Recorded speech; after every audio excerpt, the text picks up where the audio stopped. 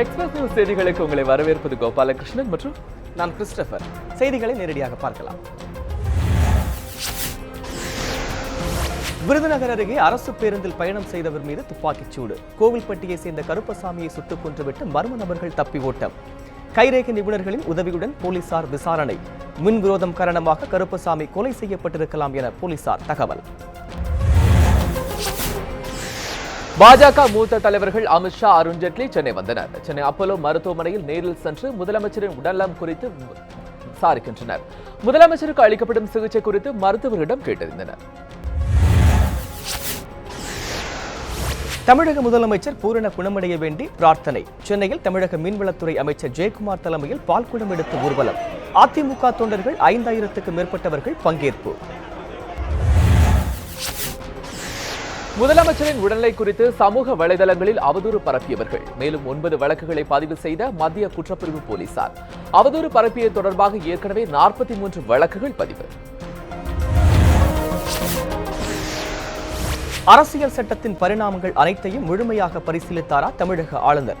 முதலமைச்சரின் லாக்காக்கள் நிதியமைச்சர் ஓ பன்னீர்செல்வத்திடம் வழங்கப்பட்டது குறித்து கருணாநிதி கருத்து. முதலமைச்சரின் கையெழுத்தை போலியாக போட்டு காரியங்கள் நடப்பதாக எழுந்துள்ள புகார் குறித்து விளக்கம் அளிக்க அரசுக்கு வலியுறுத்தல். தமிழக காங்கிரஸ் தலைவர் திருநாவுக்கரசு தலைமையில் மாவட்ட தலைவர்கள் கூட்டம். மூத்த தலைவர்கள் குமரி, அனந்தன், தங்கபாலு உள்ளிட்டோர் பங்கேற்பு. காவிரி மேலாண்மை வாரியம் அமைக்க வேண்டும் உள்ளிட்ட 4 தீர்மானங்கள் நிறைவேற்றம்.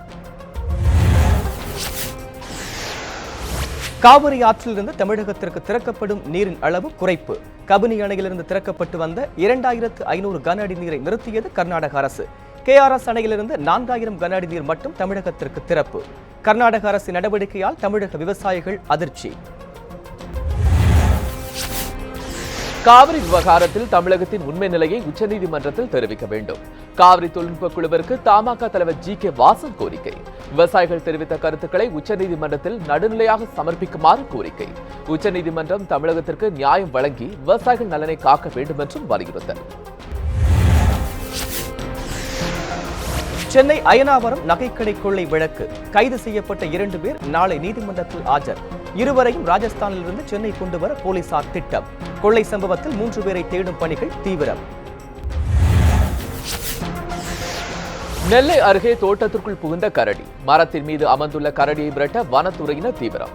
5 மணி நேரத்திற்கு மேலாக நடைபெற்று வரும் போராட்டம். 29 பேருடன் காணாமல் போன AN-32 ரக விமானம். விமானத்தை தேடும் பணியை முழுமையாக கைவிடுவதாக கடற்படை அறிவிப்பு. சென்னையில் இருந்து கடந்த ஜூலை 22ஆம் தேதி போர்ட் பிளேர் புறப்பட்டுச் சென்ற விமானம் மாயமானது. காவல் வாகனம் தடுப்புச் சுவரில் மோதியதில் 5 காவலர்கள் காயம். சென்னை அருகே மறைமலை நகரில் ரோந்து பணியில் ஈடுபட்டிருந்த போது நிகழ்ந்த விபத்து. ரோந்து பணியின் போது ஓட்டுநர் தூங்கியதால் விபத்து நேரிட்டதாக விசாரணையில் தகவல். காயமடைந்தவர்கள் பொத்தேரி தனியார் மருத்துவமனையில் சிகிச்சைக்காக அனுமதி. தமிழகத்தை வறட்சி மாநிலமாக அறிவிக்க பாமக நிறுவனர் ராமதாஸ் கோரிக்கை. சம்பா சாகுபடிக்கு காவிரி நீர் கிடைக்கும் வாய்ப்பு குறைந்து வருவதாக தனது அறிக்கையில் தகவல். டெல்டா மாவட்டங்களில் 16 லட்சம் ஹெக்டரில் பயிரிடப்பட்டுள்ள சம்பா பயிர்கள் கருகும் ஆபத்து. விவசாயிகளின் பயிர்க்கடனை முழுமையாக தள்ளுபடி செய்யவும் மத்திய அரசுக்கு கோரிக்கை. உசிலம்பட்டி அருகே விளைநிலங்களுக்குள் புகும் காட்டுப்பன்றிகள் பயிர்களை சேதப்படுத்துவதால் விவசாயிகள் மிகுந்த அவதி. வனத்துறையினருக்கு பலமுறை மனு அளித்தும் எந்த நடவடிக்கையும் எடுக்கவில்லை என குற்றச்சாட்டு. தலைக்கவசம் அணிவதன் அவசியம் குறித்து ஆண்டிப்பட்டியில் விழிப்புணர்வு பிரச்சாரம். 2 சக்கர வாகன ஓட்டிகளுக்கு துண்டு பிரச்சுரங்களை விநியோகித்த போலீசார். ஆண்டிப்பட்டியில் பல இடங்களில் 50க்கும் மேற்பட்ட விழிப்புணர்வு பலகைகள் வைத்து பிரச்சாரம். முகரம் பண்டிகை இன்று அனுசரிப்பு. சேலத்தில் நேர்த்திக்கடன் செலுத்தி நூதன பிரார்த்தனையில் ஈடுபட்ட இஸ்லாமியர்கள். சிறியவர் முதல் பெரியவர் வரை தீ மிதித்து நேர்த்திக்கடன். தீயை தலைமீது போட்டுக்கொண்டு நேர்த்திக்கடன் செலுத்திய பெண்கள். நெல்லையில் தசரா விழா கோலாகல கொண்டாட்டம். 27 சப்பர அலங்காரத்தில் நடைபெற்ற அம்பாள் வீதி விழா. மின்விளக்கு மற்றும் மலர் அலங்காரங்களில் காட்சியளித்த சப்பரம். விழாவை ஒட்டி நெல்லையில் பாதுகாப்பு ஏற்பாடுகள் தீவிரம். அடுத்தடுத்து 2 கடைகளின் பூட்டை உடைத்து 1 லட்சம் ரூபாய் மதிப்பிலான பொருட்கள் கொள்ளை, 35,000 பணமும் கொள்ளை. வாலாஜாபேட்டை அருகே உள்ள மளிகை மற்றும் டாஸ்மாக் கடைகளில் மர்ம நபர்கள் துணிகரம்.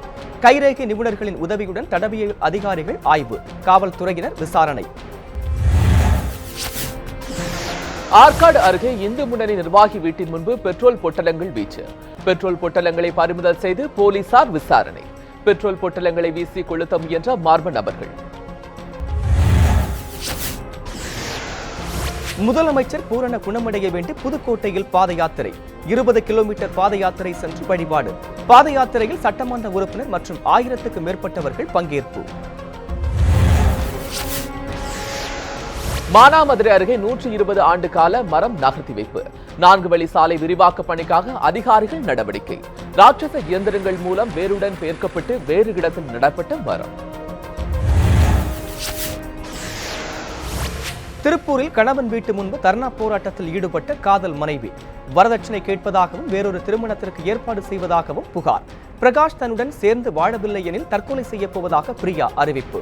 கணவன் மற்றும் மனைவியை விசாரணைக்காக அழைத்துச் சென்ற காவல்துறையினர். ஓட்டுநர் உரிமமின்றி வந்தவர்கள் மற்றும் குடிபோதையில் வாகனம் ஓட்டி வந்தவர்களின் வாகனங்கள் பறிமுதல். குளித்தலை சுங்கச்சாவடி பறிமுதல் ஆய்வின் போது நடவடிக்கை. 16 லாரிகள், 1 வேன் மற்றும் 1 இருசக்கர வாகனம் பறிமுதல் செய்யப்பட்டன. நீதிமன்றத்தில் அபராதம் செலுத்திய பிறகு வாகனங்கள் ஒப்படைக்கப்படும் என்று அறிவிப்பு. கிருஷ்ணகிரி அருகே உடும்பு கறி சமைக்க முயன்ற 7 பேர் கைது. நாரல்லப்பள்ளி காப்புக்காட்டிலிருந்து பிடித்து வந்த உடும்புகள். வனத்துறையினர் ரோந்து பணியின் போது உடும்பு கறி சமைப்பது தெரிய வந்தது. வன உயிரின பாதுகாப்பு சட்டத்தின் கீழ் 7 பேரும் கைது. சத்ரு படத்தில் வில்லனாக நடித்து வரும் ராட்டினம் பட ஹீரோ லகுபரன். கதாபாத்திரத்தை உணர்ந்து இயல்பாக நடித்து வருவதாக லகுபரன் தகவல். நாயகனாக கதிர், நாயகியாக சிருஷ்டி டாங்கேவும் நடித்து வருகின்றனர். அருள்நிதி கதாநாயகனாக நடித்துள்ள பிருந்தாவனம் திரைப்படம் விரைவில் ஆடியோ மற்றும் ட்ரெய்லர் வெளியாகும் என எதிர்பார்ப்பு. படப்பிடிப்புகள் அனைத்தும் முடிந்துள்ளதாக அருள்நிதி தகவல். தன்யா ரவிச்சந்திரன் நாயகியாக நடித்துள்ள படத்தை ராதா மோகன் இயக்கியுள்ளார். நிம்மதியாக வேலை செய்ய விடுங்கள். ரோமோ பட வெற்றி விழாவில் நடிகர் சிவகார்த்திகேயன் கண்ணீர் மல்க வேண்டுகோள். சிலர் தமக்கு எதிராக செயல்படுவதாக சிவகார்த்திகேயன் காட்டம். இந்த படம் ரிலீஸ் வரைக்கும் எவ்வளவு பிரச்சனை கொடுப்பீங்க, யாரெல்லாம் கொடுக்குறீங்கன்னு உங்களுக்கே தெரியும். எவ்வளவு கொடுப்பீங்க?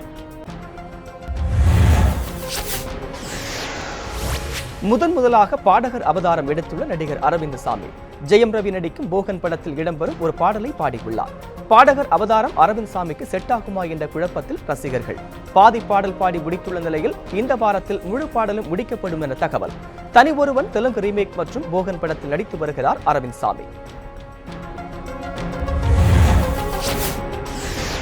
ஜோதிகா நடித்து வரும் மகளிர் மட்டும் படத்தின் ஃபர்ஸ்ட் லுக் போஸ்டர் வெளியீடு. குற்றம் கடிதல் படத்தின் இயக்குனர் பிரம்மா மகளிர் மட்டும் படத்தை இயக்குகிறார். பெண்கள் பிரச்சனைகளை அலசும் படத்தின் முக்கிய வேடத்தில் ஜோதிகா நடிக்கிறார். படப்பிடிப்புக்கு முன்பு ஜோதிகா மற்றும் படக்குழுவினருக்கு பயிற்சி அளித்த பிரம்மா.